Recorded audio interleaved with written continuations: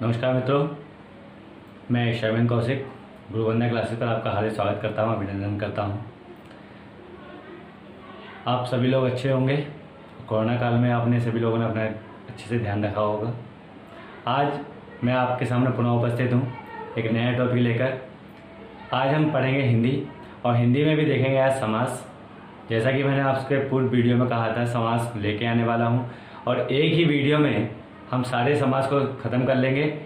15 से 20 मिनट की वीडियो ये बनने वाली है और इस 15 से 20 मिनट की वीडियो में किसी भी प्रकार का समास आपसे नहीं बचने वाला है।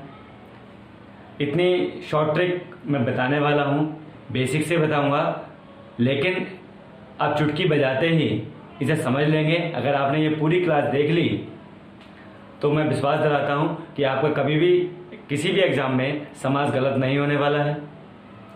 तो पूरी वीडियो को देखें और चलते हैं अपने टॉपिक की ओर और देखते हैं किस प्रकार से हम समास को सॉल्व कर सकते हैं। पलक झपकते ही ये समास हमारी मुट्ठी में होगा। मात्र 2 से 3 सेकंड में हम समास को समझ लेंगे। समास का सबसे पहले अर्थ क्या है ये देख लेते हैं। 2 या 2 से अधिक शब्दों के योग से जब एक नया शब्द बनता है, कैसा शब्द बनेगा? नया शब्द बनेगा तो उसे क्या कहते हैं? समास नहीं कहते हैं, उसे सामासिक शब्द कहते हैं। कैसा शब्द कहते हैं उसको? सामासिक शब्द कहते हैं। ठीक है। जब 2 या 2 से अधिक शब्दों के योग से एक नया शब्द बनता है तो उसे क्या बोलते हैं? सामासिक शब्द बोलते हैं। और उन शब्दों के योग को, यानी कि जब वो दोनों शब्द मिल जाएंगे, उन दोनों शब्दों के योग को क्या बोलेंगे? समास कहते हैं। जैसे कार्य प्लस कुशल, ये संधि क्षेत्र है कार्य प्लस कुशल की। तो कार्य अलग है एक शब्द और कुशल एक अलग शब्द है। इन दोनों शब्दों को हमने क्या किया? जोड़ दिया। तो ये क्या बन गया? कार्य कुशल बन गया। और कार्य कुशल क्या कहलाएगा? समास कहलाएगा। क्या कहलाएगा? समास कहलाएगा। ठीक है। इसी प्रकार से ज्ञान और सागर, ज्ञान एक अलग शब्द है और सागर एक अलग शब्द है। इन दोनों को क्या किया? दोनों को आपस में जोड़ दिया और जोड़ने के बाद क्या बन गया? ये ज्ञान सागर बन गया और ये क्या कहलाएगा? समास कहलाएगा। इतनी बात समझ में आ गई क्या? अब आगे बढ़ते हैं। समास करने से पूर्व हमें कुछ प्रमुख नियमों का ध्यान रखना चाहिए। अब वो नियम कौन कौन से हो सकते हैं थोड़ा सा देख लेते हैं।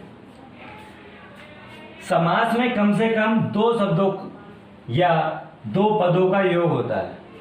कम से कम कितने शब्द होने चाहिए? 2 शब्द होने चाहिए या फिर 2 पद होने चाहिए। ऐसे मेल वाले 2 अथवा 2 से अधिक पद मिलकर एक हो जाते हैं। 2 पद हो सकते हैं या फिर 2 से अधिक पद हो सकते हैं और उन पदों को हम क्या कर लेंगे? जोड़ लेंगे। तो वो क्या कहलाएगा? समास कहलाएगा। अगला क्या है? मिलने वाले पदों में विभक्ति प्रत्यय का लोप हो जाता है। ये भी बताएंगे जो पद मिलेंगे उसमें विभक्ति पद का कैसे लोप होता है, वो भी हम आपको आगे जो वीडियो हम स्टार्ट करेंगे, जो अपना समास स्टार्ट करेंगे, उसमें बताने वाले हैं। आगे क्या है? समास प्रायः सजातीय शब्दों का ही होता है। समास प्रायः सजातीय शब्दों का होता है, यानी कि एक जैसे शब्द होंगे तभी समास बनेगा, अदरवाइज समास नहीं बनेगा। अगर हम एग्जाम्पल की बात कर लें, एग्जाम्पल हमारा क्या हो जाएगा इसमें? धर्मशाला, धर्मशाला। धर्म एक हो गया, शाला एक हो गया, तो दोनों को हमने क्या किया? जोड़ लिया और धर्मशाला बन गया। दूसरा क्या है? कुछ अपवाद भी हैं इसमें। अपवाद क्या है?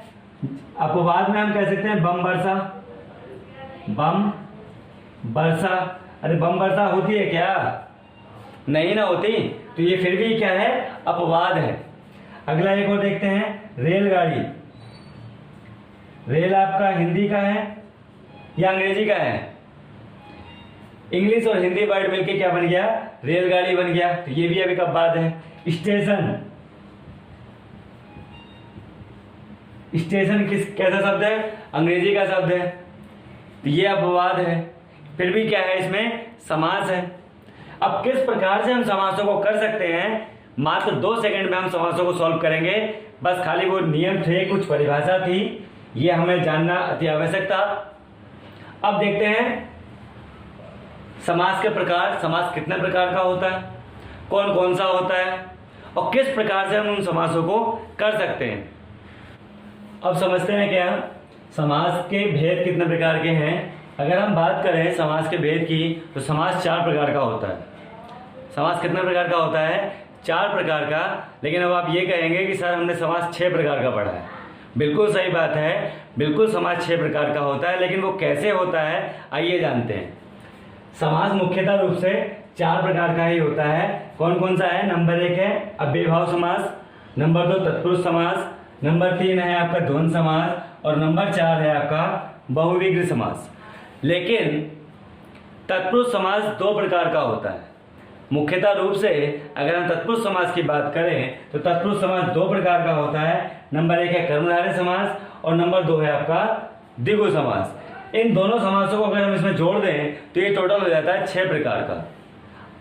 ठीक है, तो समास कितने प्रकार का हो गया, मुख्यतः रूप से अगर हम बात करें तो 4 प्रकार का होता है, लेकिन 2 प्रकार तत्पुरुष समास के भी हैं। अगर इन दोनों को भी हम इसमें इंक्लूड कर दें तो 6 प्रकार का जो समास होता है वो 6 प्रकार का होता है। और हम इसे एक याद करने की क्या शॉर्ट ट्रिक बता रहे हैं, दोहे के माध्यम से भी हम इसको याद कर सकते हैं।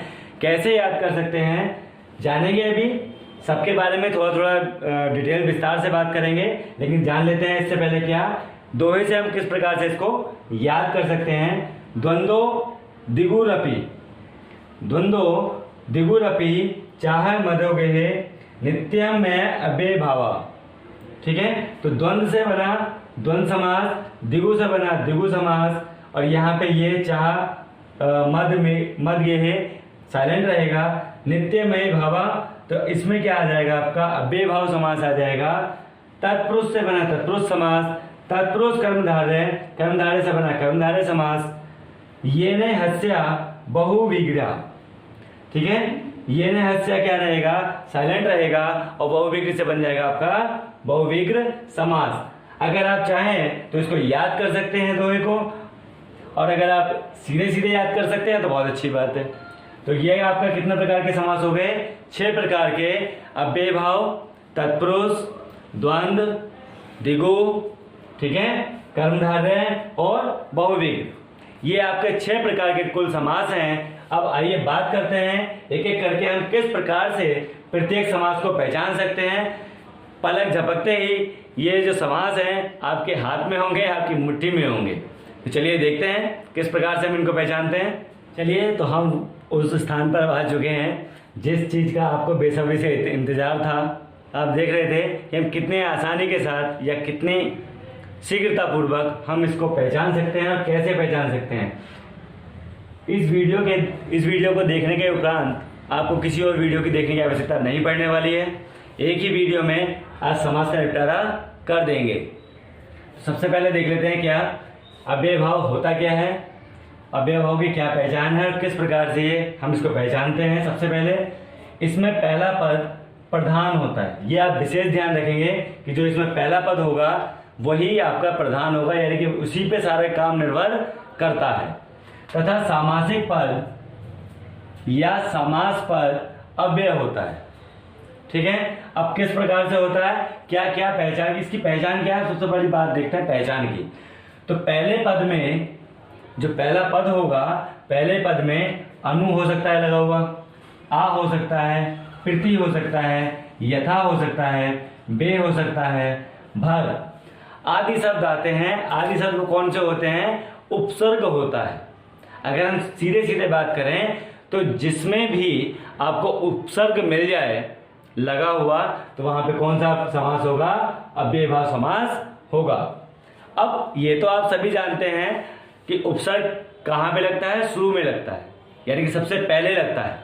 प्रत्यय कहाँ लगता है, बाद में लगता है। अगर आपको नहीं पता है कि प्रत्यय कैसे लगता है और उपसर्ग कैसे लगता है तो आप मेरे चैनल पे जाके मेरी प्लेलिस्ट हिंदी की देख लेना। उसमें मैंने प्रत्यय और उपसर्ग को विस्तार पूर्वक बताया है कि किस प्रकार से हम प्रत्यय को लगाते हैं, किस प्रकार से हम उपसर्ग को लगाते हैं। चलिए देख लेते हैं। यथाशक्ति, यथाशक्ति, यथा इसमें क्या है, उपसर्ग है और शक्ति क्या हो गया, ये अव्यय हो गया। ठीक है, तो ये दोनों को अगर हम जोड़ दें तो जोड़ने के बाद क्या बन जाता है हमारा, यथाशक्ति बन जाता है। और यथाशक्ति का मतलब क्या होता है, शक्ति के अनुसार होता है। क्या होता है इसका अर्थ, इसका अर्थ होता है शक्ति के अनुसार, यानी कि जिसकी जितनी शक्ति है उसके वो अनुसार कार्य को करेगा। ठीक है, तो ये क्या हो गया, शक्ति के अनुसार। आ इसमें क्या है, उपसर्ग लगा हुआ है, और जन्म क्या हो गया, अव्यय हो गया। दोनों को अगर हम जोड़ दें तो ये क्या बन गया, आजन्म बन गया। आजन्म का मतलब क्या होता है, आजन्म का मतलब होता है जीवन पर्यंत। क्या अर्थ होता है, जीवन पर्यंत। इसके बाद प्रतिदिन, प्रतिदिन का मतलब होता है हर रोज। ठीक है, या दिन, दिन लिख सकते हैं हम इसको, दिन दिन, या फिर हर रोज लिख सकते हैं, हर रोज। ठीक है, कुछ भी आप इसमें से लिख सकते हैं। वे काम, वे काम, वे यहाँ पे आप देख पा रहे हैं क्या है, उपसर्ग है, यहाँ पे प्रति उपसर्ग है। ठीक है, यहाँ पे यथा उपसर्ग है, यहाँ पे भर उपसर्ग है। ये जो शुरू में लगे हुए हैं वो क्या है, उपसर्ग हैं। बेकाम का मतलब क्या होता है, बेकाम का मतलब होता है बिना काम वाला, बिना काम वाला, यानी कि जिसके पास कोई काम नहीं होता, खाली होता, वो क्या कहलाता है, आपका बेकाम कहलाता है। इसी के बाद अगर हम अगली बात करें, यथाशीघ्र, यथाशीघ्र का अर्थ क्या हुआ, जल्दी से। क्या मतलब हुआ इसका, जल्दी से। ठीक है, शीघ्रता पूर्वक, अगर हम दूसरे शब्दों में कहें, जल्दी से कह सकते हैं या फिर शीघ्रता पूर्वक। ठीक है, शीघ्रता पूर्वक। इसके बाद भरपेट, भरपेट का आप सभी लोग जानते हैं क्या होता है, भरपेट तो भरपेट ही होता है जी। अगर आदमी भूखे भजन ना हो गोपाला, ये लो कंठी ये लो माला। जब तक पेट भरा हुआ नहीं होगा तो वो कोई काम नहीं करने वाला है, लोचा ही लोचा है। ठीक है, तो ये आपका अव्ययभाव समास खत्म हो चुका है। अब बात कर लेते हैं किसकी, बात कर लेते हैं तत्पुरुष समास की। तत्पुरुष समास में इसमें उत्तर पद प्रधान होता है। कौन सा पद प्रधान है, उत्तर पद। अब उत्तर पद जानने से पूर्व हमें पता होना चाहिए पूर्व पद क्या होता है, उत्तर पद क्या होता है। तो पूर्व पद की अगर मैं बात करूं, जैसे यहाँ पे लिखा हुआ है, मैंने एक एग्जाम्पल लिखा है, उसमें देख सकते हैं पूजा घर। पूजा घर कोई शब्द है। अब इसमें अगर मैं बात करूं, हमने जब इसकी संधि विच्छेद करी तो संधि विच्छेद में हो गया पूजा अलग कर दिया, घर अलग कर दिया। तो ये जो पूजा हुआ, पहला वाला जो शब्द होता है वो कहलाता है हमारा पूर्व पद। जो पहला वाला शब्द होगा, संधि विच्छेद से पहला वाला जो शब्द होगा वो क्या कहलाएगा, पूर्व पद कहलाएगा। और जो बाद वाला शब्द रह जाएगा वो क्या कहलाएगा, उत्तर पद कहलाएगा। कौन सा पद कहलाएगा, उत्तर पद। तो आपको ये क्लियर हो गया होगा कि पूर्व पद कौन सा होता है और उत्तर पद कौन सा होता है। उत्तर पद का मतलब हुआ बाद वाला, पूर्व पद का मतलब हुआ पहले वाला। और इसमें कौन सा पद प्रधान होता है तत्पुरुष समास में, उत्तर पद प्रधान होता है। ठीक है, उत्तर पद का मतलब हो गया बाद वाला जो पद होगा वही क्या होगा, प्रधान होगा। और इसे समझने से पूर्व हमें पता होना चाहिए कि कारक कौन कौन से होते हैं और कितने प्रकार के कारक होते हैं। क्योंकि ये जो समास है आपका तत्पुरुष समास, केवल और केवल कारकों पर ही डिपेंड करता है। अब कारक को जो चिन्ह है उसके, उनके ऊपर डिपेंड करता है। वो हमें क्या करने होंगे, याद करने होंगे। बिना कारकों के याद किए हम इसको सॉल्व नहीं कर सकते। चलिए तो आइए 2 मिनट हम रिवीजन कर लेते हैं इससे, और हम आपको याद कराने का क्या करते हैं, प्रयास करते हैं। देखिए, कर्ता ने कर्ण को करण से कर्ण संप्रदान के लिए अपदान से अलग होने पर संबंध काकी के दाढ़ी रे अधिकरण में पर ऊपर। कर्ता ने करण को करण से संप्रदान के लिए अपदान से अलग होने पर संबंध काकी के दाढ़ी रे अधिकरण में पर या ऊपर। ठीक है, याद हो गया होगा। कर्ता ने कर्ण को करण से संप्रदान के लिए अपदान से अलग होने पर संबंध काकी के दाढ़ी रे अधिकरण में पर या फिर ऊपर। ये आपको क्या हो गया होगा, याद हो गया होगा। एक कॉपी और एक पेन जरूर लेके बैठना, उसमें अपने सारे नोट्स बनाते रहना, जिससे जो भी कोई एग्जाम आए उसमें आप इसको क्या कर सकें, रिवाइज कर सकें और अच्छे नंबर से पास हो सकें। आइए देख लेते हैं क्या अगर हम इसकी विभक्ति की बात करें तो ये 7 कारक हैं और ये 7 ही क्या हैं, विभक्ति हैं। ये आपकी प्रथम विभक्ति, द्वितीय विभक्ति, तृतीय विभक्ति, चतुर्थी विभक्ति, पंचमा विभक्ति, षष्ठी विभक्ति और सप्तमी विभक्ति। ठीक है, तो ये 7 ही क्या है, विभक्ति हैं और 7 ही क्या है, हमारे कारक हैं। अब कुछ उदाहरण के माध्यम से समझ लेते हैं कि किस प्रकार से कार्य करता है। और प्रथमा विभक्ति हमारी कहाँ यूज होती है, द्वितीय विभक्ति कब यूज होती है। ठीक है, तो अब जो हम बताने वाले हैं बहुत ही इंपॉर्टेंट चीज है, अति महत्वपूर्ण है, प्लीज कॉन्सेंट्रेट होकर देखना। अब देखिए हम इनके जो कारक चिन्ह हैं कैसे हम इसको यूज करते हैं वाक्य के अंतर। राम ने खाना खाया, राम ने खाना खाया। अब यहाँ पे हमको क्या दिख रहा है, कर्ता ने। ठीक है, यहां भी क्या आ गया, ने। तो हमें को बस कुछ नहीं करना है, खाली सेंटेंस को देखना है और अगर हमने ये याद कर रखी विभक्तियां तो आप तुरंत पिकअप कर लेंगे कि इसमें कौन सा कारक है। अब आपसे अगर वो पूछ रहे कि इसमें कौन सा कारक है तो आप कहेंगे कर्ता कारक है। ठीक है, तो आप क्या कहेंगे, कर्ता कारक है। क्या कह रहा है, कर्ता ने कर्म को। अब अगर मैं दूसरी बात करूं, माखन को चुराने वाला, माखन को चुराने वाला कौन कहलाता है, माखन चोर कहलाता है। अब यहाँ पे आपने क्या देखा, को देखा। अब यहाँ पे इस चीज को देखिए, कर्ता ने कर्म को करण से संप्रदान के लिए अपदान से अलग होने पर संबंध काकी के रारी रे अधिकरण में पर या फिर ऊपर। अब कहीं भी इसमें को नहीं आ रहा है, को कहाँ आ रहा है, केवल कर्म में आ रहा है। कहाँ पे आ रहा है, कर्म में आ रहा है। तो यहाँ पे कौन सा कारक हो गया, कर्म कारक हो गया। कौन सी विभक्ति हो गई, द्वितीय विभक्ति हो गई।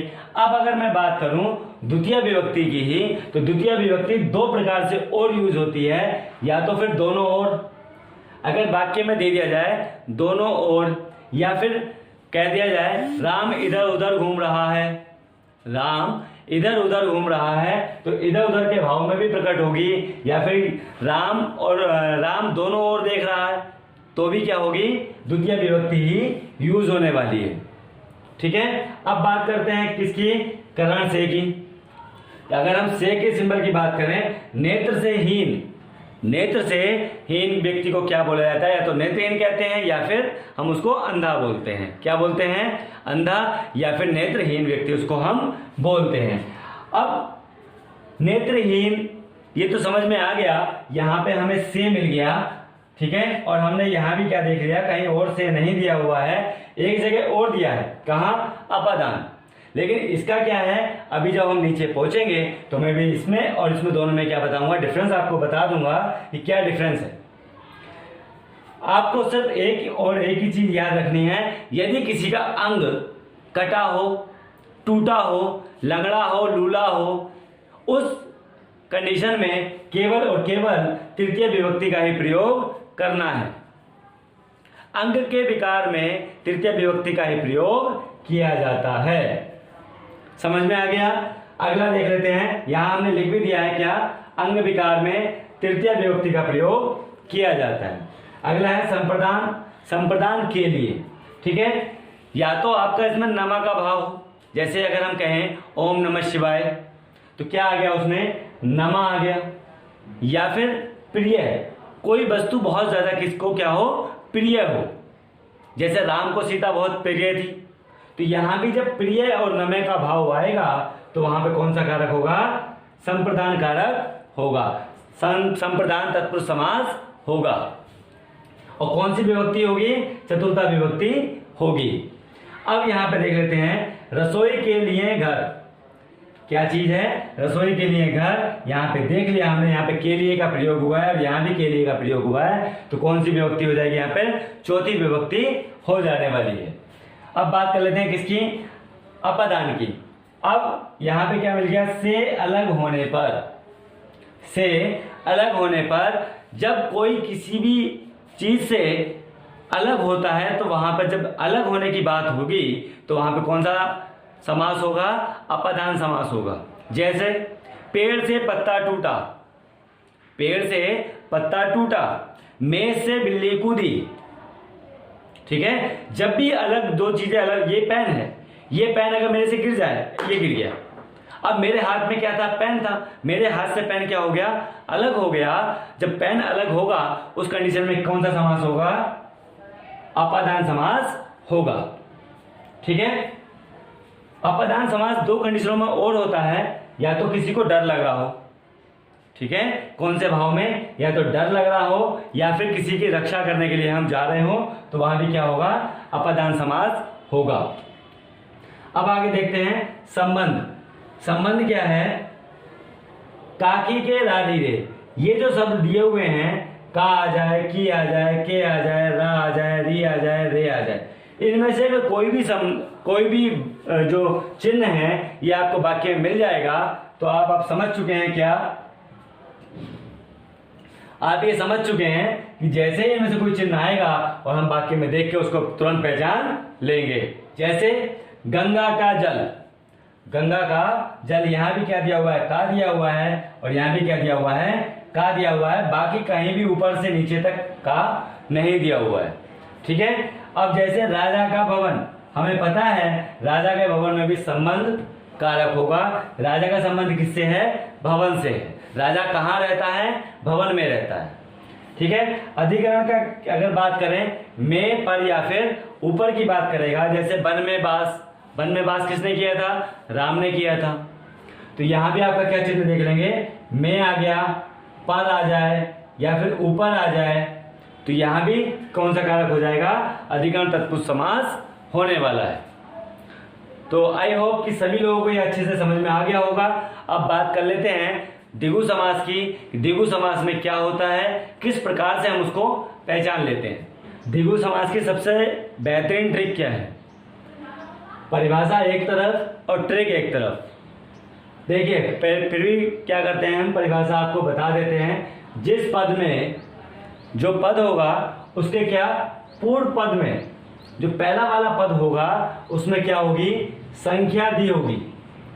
क्या दी होगी, नंबर्स दिए होंगे, और जहां भी नंबर्स आपको दिखाई दें वहां पे कौन सा समास लगा देना है, द्विगु समास लगा देना है। एग्जाम्पल्स देख लीजिए, एग्जाम्पल्स देख लीजिए।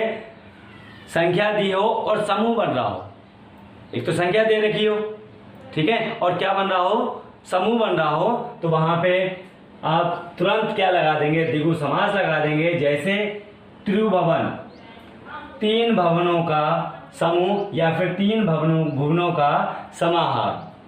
चौराहा, चार राहों वाला समाहार, यानी कि जहां से व्यक्ति क्या है चारों रास्ते पे वो निकल जाता है वो क्या कहलाता है, चौराहा कहलाता है। नवग्रह, नौ ग्रहों का समूह नवग्रह कहलाता है। चतुर्भुज, चार भुजाओं का समाहार, जिसके पास चार भुजाएं हो, ठीक है, तो ये क्या हो गया, चार भुजाओं का समूह या फिर चार भुजाओं, जिसके पास चार भुजाएं होंगी वो क्या होगा, चतुर्भुज कहलाएगा। तो ये जहां पे आपको सिर्फ एक ही बात लिखनी याद रखनी है, क्या, जहां भी कहीं आपको नंबर्स दिखाई देंगे, क्या नंबर दिखाई देंगे, वहां पे आप कौन सा समास लगाने वाले हैं, द्विगु समास लगाने वाले हैं। संख्यावाची बोलते हैं इसको, संख्यावाची समास भी बोलते हैं। अब बात कर लेते हैं कर्मधारय समास की। कर्मधारय समास बहुत छोटा समास है, बड़ा आसान सा समास है। अर्थ करने पर अगर हम कर्मधारय समास में अर्थ करेंगे तो है जो समान आएगा, है जो समान आना ही आना है। यहां तक क्या है, ये इंपॉर्टेंट है, इसको आपको याद रखना है, कैसे भी करके याद रखो। अब एग्जाम्पल के माध्यम से याद कर लेते हैं कैसे। कमल नयन, कमल के समान जो नयन, ठीक है, कमल के समान हैं जो नयन, कमल के समान हैं जो नयन, ठीक है। महादेव, महान है जो देव, यहां पे कमल के समान है जो नयन, कमल के समान है जो नयन, ठीक है। महादेव, महान है जो देव अर्थात शिव। नीलकंठ, नीला है जो कंठ, या नील है जो कंठ, कौन है, महादेव है, सभी लोग जानते हैं। नीला अंबर, नीलांबर क्या है, नीला है जो अंबर अर्थात आकाश, सीधी सीधी बात है। नीलांबर किसका है, आकाश का ही, ठीक है। तो जब हम इसका अर्थ करेंगे तो क्या आएगा, है जो के समान शब्द आएगा ही आएगा। जब हम इसको तोड़ेंगे, कमल नयन, कमल के समान है जो नयन। ठीक है, अगला देख लेते हैं, दो और बचे हैं, उनको भी निपटा लेते हैं फटाफट। अब आगे बात कर लेते हैं द्वंद्व समास की। द्वंद्व समास, इससे सरल समास कोई नहीं है। सबसे आसान इसमें एक चिन्ह दे रखा है, ये इसको क्या बोलते हैं? योजक चिन्ह बोलते हैं। कौन सा चिन्ह होता है? ये योजक चिन्ह होता है। ठीक है, और योजक चिन्ह इस तरीके का होता है। ठीक है, ये दो नामों के बीच में लगता है, जैसे घर द्वार, राम और श्याम, सीता गीता, राम और मोहन।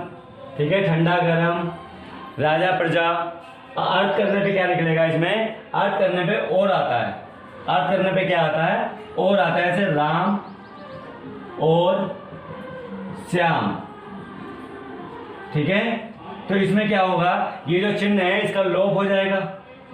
इसका क्या हो जाएगा? लोप हो जाएगा, और इसके स्थान पे क्या आ जाएगा? और आ जाएगा। ठीक है, इसके स्थान पे क्या आ गया? और आ गया, और इस चिन्ह का क्या कर दिया हमने? लोप कर दिया। इसी तरीके से यहां पर सीता और गीता। ठीक है, तो अब आप समझ चुके हैं, क्या समझ चुके हैं कि जब भी हमें ये दिखाई देगा, कौन सा चिन्ह? ये बीच का जो डैश टाइप का जो दिखाई दे रहा है, ये डैश, इसको हम दूसरी भाषा में बोलो डैश। ठीक है, जब भी डैश दिखाई देगा तो हमें कौन सा समास लगाना है? द्वंद्व समास को लगा देना है। ठीक है, अब बात कर लेते हैं बहुविग्रह समास की।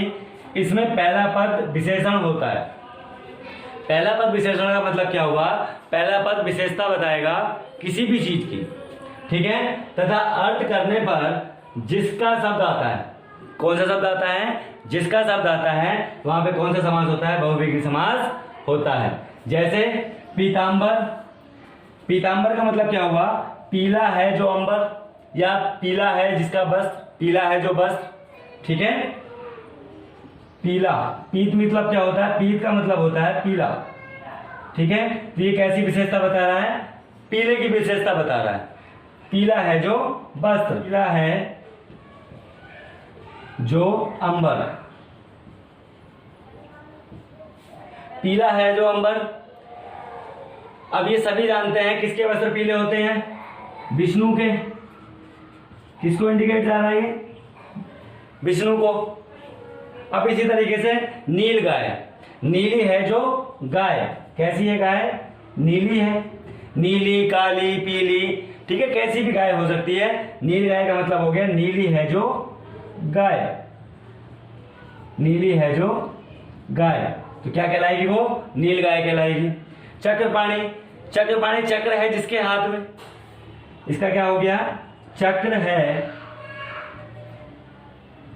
जिसके हाथ, जिसके हाथ। चक्र किसके हाथ में है? विष्णु के हाथ में। ठीक है, किसके हाथ में है? विष्णु के। अगला क्या है? लंबोदर। लंबा है उदर जिसका, कौन है? भगवान गणेश। लंबा है, लंबा है उदर जिसका, उदर जिसका अर्थात गणेश। दशानन, 10 हो आनंद जिसके, कौन था? रावण था। 10 हैं आनंद जिसके, आनंद जिसके, ये कौन है? रावण। कहने का मतलब क्या हुआ? कहने का मतलब ये है, इसमें जहां भी आपको जिसका अर्थ करने पर क्या आएगा? जिसका मिलेगा, वहां पे कौन सा समास होगा? बहुविग्रह समास होने वाला है। और इसमें देखिए एक विशेष बात ये ध्यान रखनी है, पीतांबर, चक्रपाणी, लंबोदर, दशानन, इस टाइप के वर्ड्स आने वाले हैं। ठीक है, तो यहां पे ये विशेष ध्यान रखना है। तो मित्रों, ये क्लास आपको कैसी लगी? मजा आया होगा क्लास में। एक ही क्लास में हमने सारा निपटारा कर दिया है। इसके बाद आपको कोई समास देखने की आवश्यकता नहीं पड़ेगी। इसमें जितनी भी ट्रिक्स हम दे सकते थे सारी ट्रिक्स दे दी हैं। इसके बाद बीच में इसकी एक्सरसाइज लेके आएंगे, जिसमें एक्सरसाइज में बताया जाएगा कि किस तरह से हम समास को पहचान सकते हैं, कौन सा चिन्ह वो था जिसके द्वारा हम ये समास लगा रहे हैं। हम सब कुछ एक्सरसाइज के माध्यम से करने वाले हैं। बहुत जल्दी हम इसकी एक्सरसाइज आपको देंगे।